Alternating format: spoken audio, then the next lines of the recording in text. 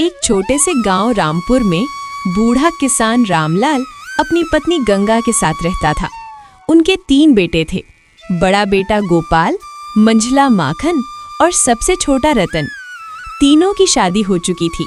बड़ी बहू कमला और मंझली बहू फूलमती लालची और कामचोर थीं, जबकि सबसे छोटी बहू सीता मासूम और भोली थी, जो अपने सास ससुर की सेवा मन से करती थी।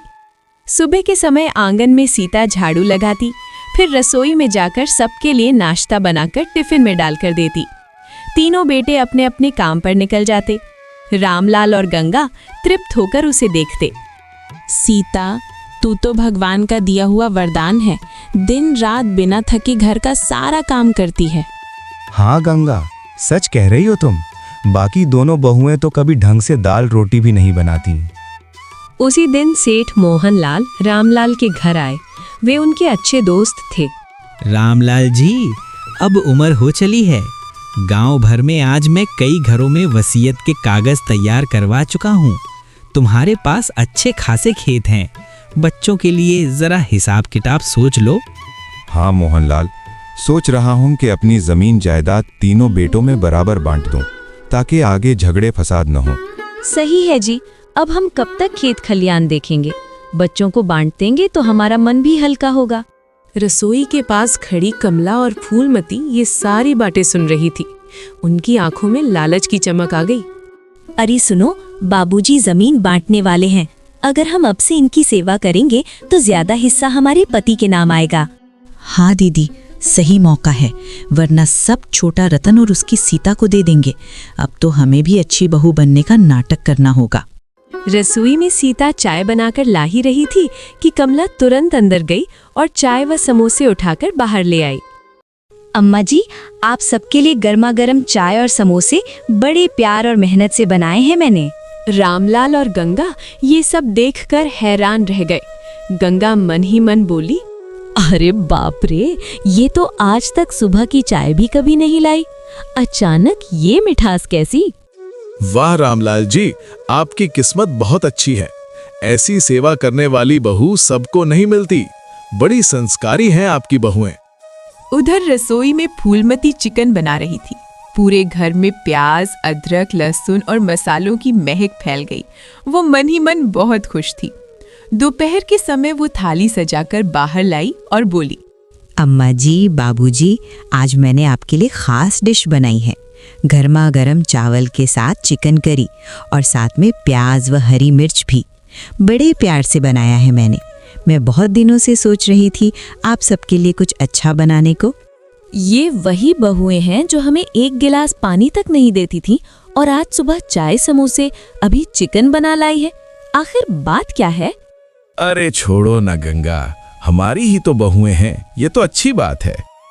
कुछ देर बाद कमला और फूलमती अपनी सहेलियों के साथ घूमकर जंगल के रास्ते से घर लौट रही थीं। आज तो खूब मजा आया फूलमती। सहेलियों के संग बतियाने का मजा ही अलग है। अब बस जायदाद का सबसे बड़ा हिस्सा हमें मिल जाए। हाँ दीदी, घर पहुंचते ही फिर उस बुढ़िया की सेवा का नाटक करना पड़ेगा, वरना उस सीता के हिस्से ज्यादा जायदाद आ जाएगी।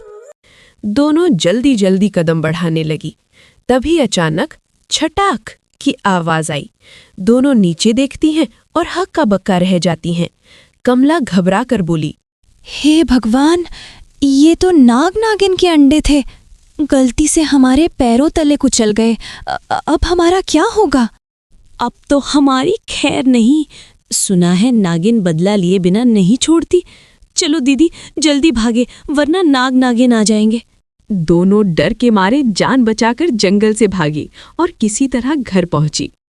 सुन फूलमती, इस बारे में किसी को भी पता नहीं चलना चाहिए। तू भी भूल जा कि हमसे कोई गलती हुई है। हाँ दीदी, सही कहा तुमने। हम किसी को भी इस बारे में नहीं बताएंगे, खासकर अपने अपने पतियों को। वे अपनी माँ के लाडले हैं, जाकर सब बता देंगे। थोड़ी देर बाद गांव की कुछ औरतें घर आईं। सब बैठकर बातें कर रही थीं। गंगा और उसकी तीनों बहुएं भी वहीं थीं। अरे गंगा, कैसी हो तुम? तुम्हारी तो 3 बहुएं हैं। खूब सेवा करती होंगी तुम्हारी। हाँ बहन, सब भगवान की माया है। अम्मा जी, एक बात बताओ, 3 बहुएं हैं, पर घर में अभी तक एक किलकारी क्यों नहीं गूंजी? दादी कब बनोगी आप? हाँ, पोते पोतियां होंगे तो घर की रौनक ही बदल जाएगी। गंगा और उसकी तीनों बहुओं के चेहरे उतर गए। औरतें हंसते खिलखिलाते विदा हो गईं, पर गंगा और उसकी बहुएं सोच में पड़ गईं। गंगा मन ही मन सोचने लगी, सच ही तो कह रही थी वे सब। 3 बहुएं घर में हैं, पर अब तक किसी को संतान सुख नहीं मिला। लोग बातें बनाने लगे हैं। कुछ दिनों बाद गंगा ने गांव के सबसे बड़े पंडित को घर बुलाया और सारी बातें बताईं। पंडित जी, मेरी 3 बहुएं हैं, पर सबकी गोद खाली है। आप कोई उपाय बताइए ताकि हमारे आंगन में भी किलकारी गूंजे। गंगा देवी, भाग्य को बदलना बहुत कठिन है, पर एक उपाय जरूर है। पंडित जी अपने थैले से एक पोटली निकाली। उसमें किसी मान्यता प्राप्त मंदिर से लाए गए सुनहरे पके आम प्रसाद के रूप में रखे थे। उन्होंने कहा, ये 5 आम आप अपनी तीनों बहुओं को दे दीजिए। इन्हें आशीर्वाद समझकर एक साथ बैठकर मिल बांटकर खाने को कहिए। संतान सुख अवश्य मिलेगा। जैसी आपकी आज्ञा पंडित जी, आपका बहुत बहुत धन्यवाद। फिर गंगा ने बहुओं को बुलाकर कहा, सुनो बहुओं, ये आम पंडित जी का आशीर्वाद है। तुम तीनों इन्हें एक साथ बैठकर मिल बांटकर खाना, तभी इसका फल मिलेगा और तुम तीनों को संतान सुख प्राप्त होगा। हाँ अम्मा जी, आप चिंता मत करिए, हम तीनों काम निपटा के एक साथ ही खाएंगे। छोटी बहू सीता आंगन में काम में लगी रहती है। उधर बड़ी बहू कमला और मंझली बहू फूलमती आम लेकर बैठी थीं। वे लोग आम प्लेट में निकाल देती हैं। अरे इतने रसदार और मीठे आम हैं, क्यों ना हम अभी खा ले? मुझसे तो रहा ही नहीं जा रहा। हाँ दीदी, मज़ा आ जाएगा। छोटी तो अभी तक आई ही नहीं, उसका इंतज़ार करके क्या फ़ायदा। चलो हम दोनों खाना शुरू करते हैं। दोनों सारे आम चट कर जाती है। उन्होंने एक भी आम सीता के लिए नहीं छोड़ा। अब प्लेट में सिर्फ गुठलियां ही बची थीं।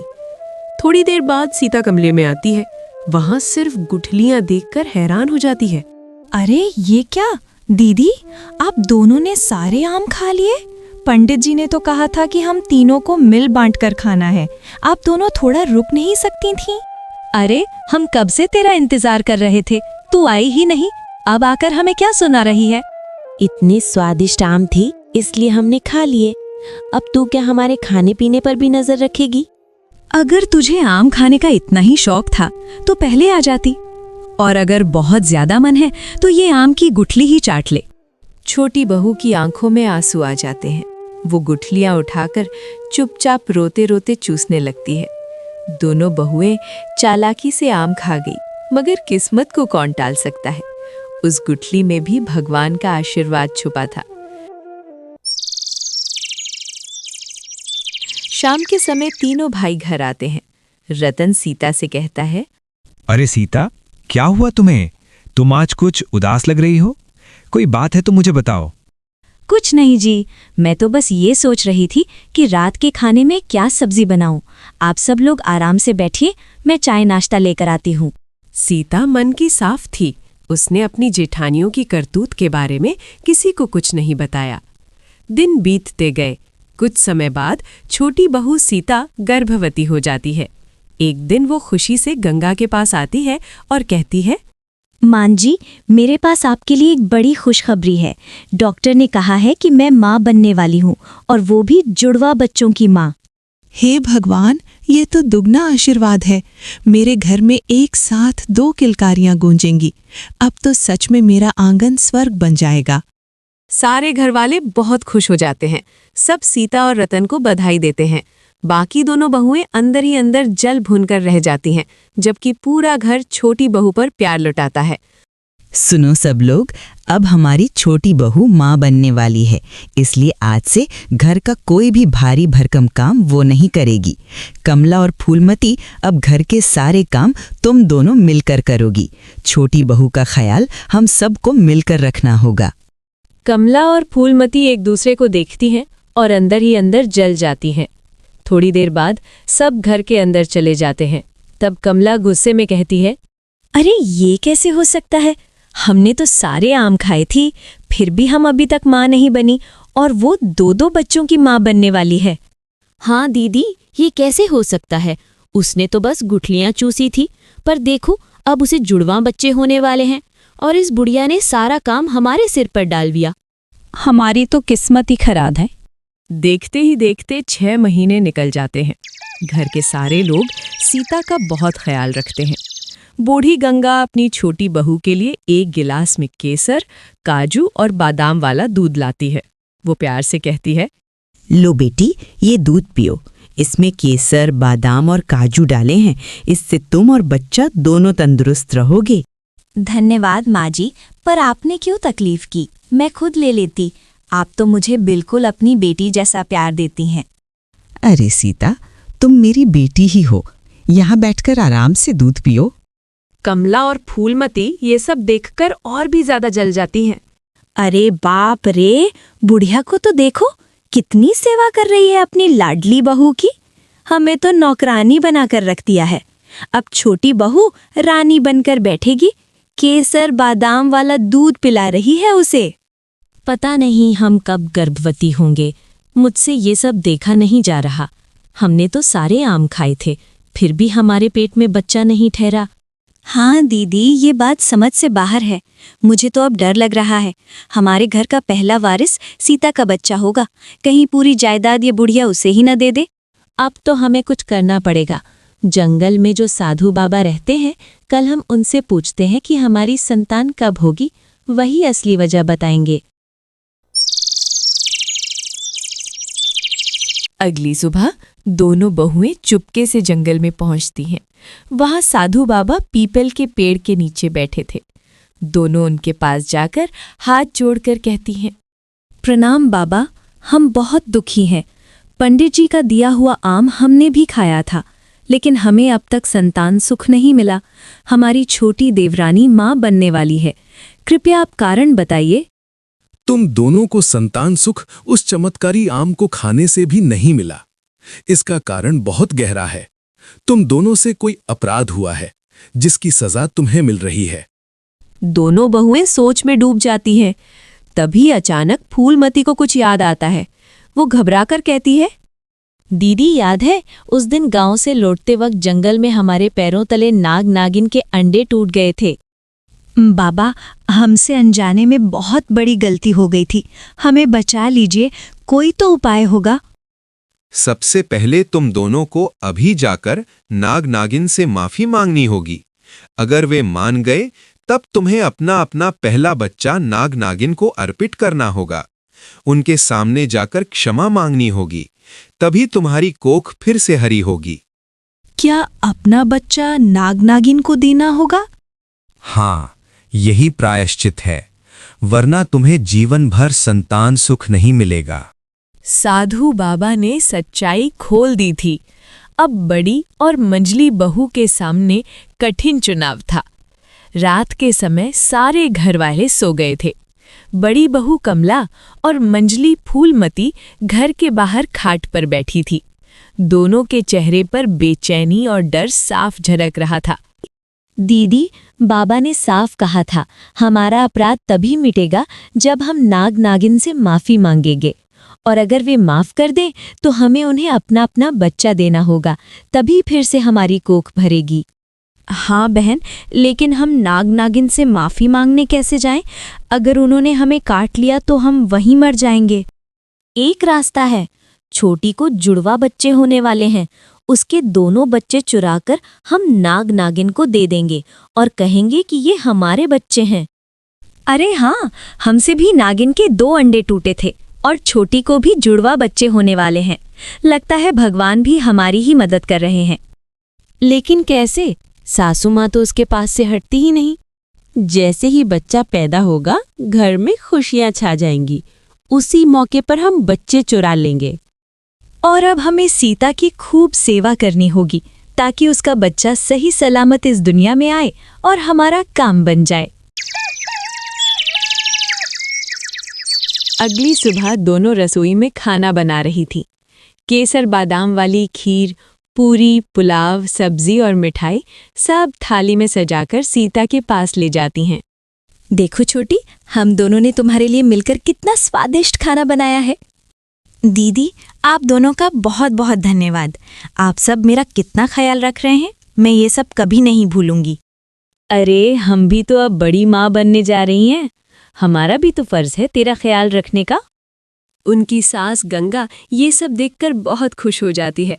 जहाँ एक और मासूम छोटी बहू अपने आने वाले बच्चों को लेकर सपनों में खोई हुई थी, वहीं दूसरी ओर जलन और पाप में डूबी उसकी जेठानियाँ उसके बच्चों को छीनने की साजिश रच चुकी थी। बहन, बच्चा पैदा होने का समय करीब आ गया है। अगर घर वाले सब यहीं रहे तो हमारा प्लान कभी सफल नहीं होगा। हाँ दीदी, हमें ऐसा तरीका निकालना होगा जिससे घर खाली हो जाए। एक उपाय है, पास वाले गांव में जो प्रसिद्ध मान्यता वाला मंदिर है, अगर हम सासू माँ से कहें कि वहां जाकर मन्नत मांगेंगे तो बच्चा तंदुरुस्त होगा तो वे मान जाएंगे। सही कहा बहन। चलो आज शाम जब सब घर आ जाएंगे तब हम यही बात सासू माँ से करते हैं। मान जी, हमें चिंता हो रही है। छोटी को जुड़वा बच्चे होने वाले हैं। भगवान करे सब ठीक हो। हमारे गांव के पास जो मान्यता वाला मंदिर है ना, कहते हैं वहां मन्नत मांगने से बच्चा तंदुरुस्त पैदा होता है। हमें लगता है आपको और घर के लोगों को वहां जाना चाहिए। हाँ, ये तो तुमने अच्छी बात कही। सच है, भगवान का आशीर्वाद मिलेगा तो सब और अच्छा होगा। लेकिन माँ जी, सीता अभी उस हालत में नहीं है कि मंदिर जा सके। हम दोनों यहीं रहकर उसकी देखभाल कर लेंगे। बहुत अच्छा किया जो तुम दोनों ने ये सोचा। ठीक है, कल हम सब मंदिर जाएंगे और तुम दोनों यहीं रहकर सीता की देखभाल करना। सारे घर वाले मंदिर जाने के लिए तैयार हो जाते हैं। कमला और फूलमती बहुत खुश थीं क्योंकि उनकी साजिश को अंजाम देने का समय आ गया था। थोड़ी देर में सभी लोग मंदिर जाने के लिए निकल जाते हैं। पूरा घर खाली हो जाता है। आधी रात को आंगन में सन्नाटा पसरा था। सीता अपने कमरे में थी। अचानक उसे तेज दर्द उठता है। आवाज सुनकर कमला और फूलमती भागकर उसके कमरे में जाती हैं। कुछ ही देर बाद बच्चों के रोने की आवाज गूंजती है। जुड़वा बच्चे पैदा होते हैं। सीता थकान से बेहोश हो जाती है। जब उसे होश आता है तो वो घबराकर उठती है और अपने बच्चों को खोजने लगती है। दीदी, मेरे बच्चे कहाँ हैं? मुझे उनकी रोने की आवाज सुनाई दी थी। मेरे लाल कहाँ हैं? सीता, बहुत दुख की बात है। तेरे दोनों बच्चे पैदा होते ही चल बसे। हम कुछ नहीं कर पाए। नहीं, ऐसा नहीं हो सकता। मैंने उन्हें देखा था, उनकी सांसें सुनी थी। मेरे बच्चे कहाँ गए? हे भगवान! सीता जमीन पर गिरकर फूट फूट कर रोने लगती है। सुबह की ठंडी हवा बह रही थी। मंदिर से पूजा करके गंगा और बाकी घर वाले जल्दी जल्दी घर लौटते हैं। जैसे ही वे आंगन में पहुंचते हैं, सीता जोर जोर से रो रही होती है। गंगा घबराकर पूछती है, अरे ये क्या? सीता बेटा, क्या हुआ? तुम क्यों रो रही हो? सब ठीक है ना? माँ जी, मेरे बच्चे, मेरे लाल कहाँ गए? मैंने उन्हें अपनी आंखों से देखा था, उनकी किलकारी सुनी थी, लेकिन अब वे कहीं नहीं हैं। दीदी कह रही हैं कि वे नहीं रहे। हे भगवान, ऐसा नहीं हो सकता। गंगा घबराकर कमला और फूलमती से पूछती है, सच सच बताओ, क्या हुआ था? बच्चे कहाँ गए? माँ जी, जैसे ही बच्चे पैदा हुए उनकी सांसें बंद हो गईं। हम कुछ भी नहीं कर पाए। हाँ माँ जी, भगवान ने हमसे ये खुशियाँ छीन ली। छोटी के बच्चे पैदा होते ही चल बसे। हे भगवान, कैसी घड़ी दिखा रहे हो हमें? इतनी दुआओं के बाद भी ये कैसा अन्याय है? घर में मातम छा जाता है। सब सीता को दिलासा देते हैं, पर कमला और फूलमती का पत्थर दिल एक बार भी नहीं पिघलता। कई दिन बीत जाते हैं। सीता दिन रात अपने बच्चों को याद करके रोती रहती है। उसने खाना पीना छोड़ दिया है। रतन भी टूट चुका है। दोनों बैठकर आंसू बहाते रहते हैं। घर का माहौल शोक में डूबा हुआ है। उसी समय मंदिर से लौट रही नागिन घर के आंगन से गुजरती है। उसकी नज़र सीता पर पड़ती है। वो चुपचाप सीता का हाल देखती है। सीता की टूटी हालत देखकर नागिन की आंखें भर आती हैं। बहू, खाना खा लो, नहीं तो तुम और बीमार पड़ जाओगी। थोड़ा सही सही कुछ तो खा लो बेटी। हाँ सीता, खाना खा लो। कब तक बिना खाए पिए ऐसे ही रोती रहोगी? नहीं, मुझे कुछ नहीं खाना। मुझे अब जीना ही नहीं है। अगर भगवान को मेरे बच्चे मुझसे छीनने ही थे तो मुझे माँ बनने का सुख क्यों दिखाया?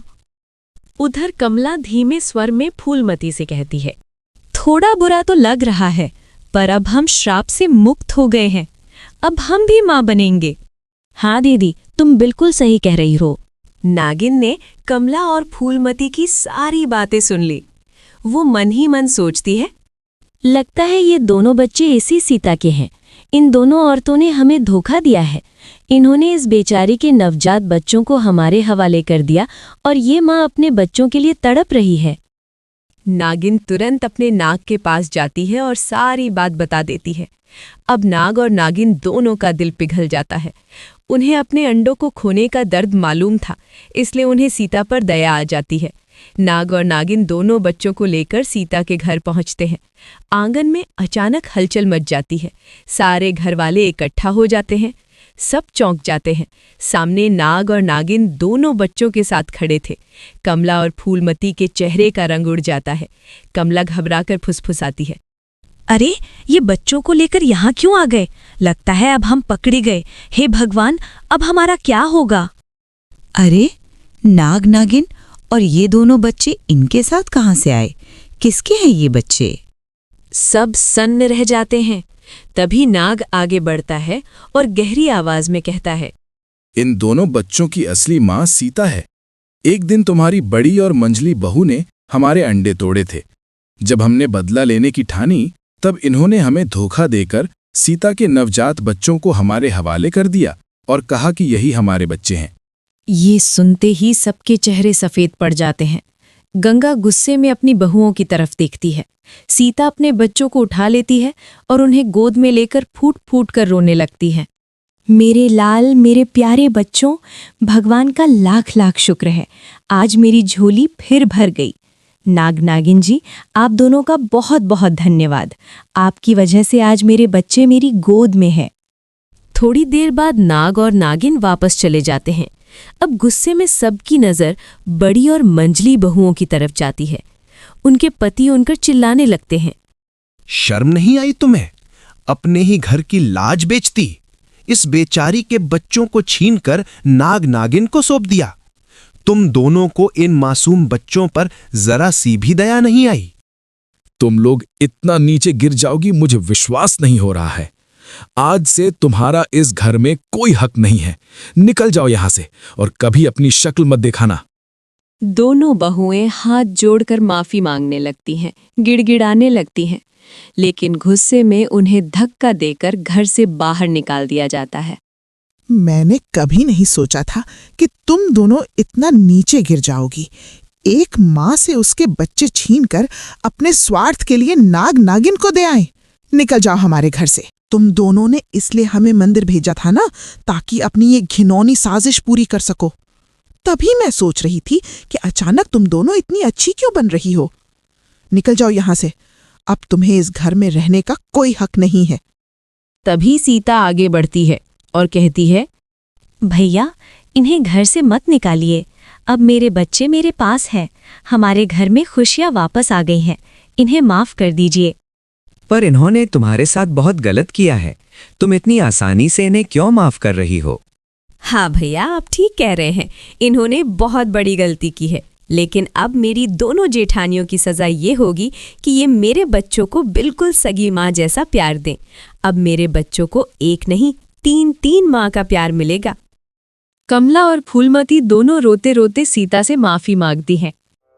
सीता बहन, हमने तुम्हारे साथ बहुत बुरा किया, मगर तुमने हमें माफ करके साबित कर दिया कि तुम्हारा दिल कितना पवित्र है। अब हम इन दोनों बच्चों को सगी माँ की तरह प्यार देंगे। तू हमें जो सजा देना चाहती है दे दे। दीदी, मुझे अब आप दोनों से कोई गिला शिकवा नहीं है। अब से हम सब मिलकर खुशी खुशी रहेंगे। अब सब ठीक हो जाता है। तीनों बहुएं अब खुशी खुशी मिलकर रहने लगती हैं। जिस घर में कभी मातम छाया था, वहां अब खुशियों की गूंज सुनाई देने लगती है। घर के सारे लोग मिलजुल कर हंसी खुशी रहने लगते हैं।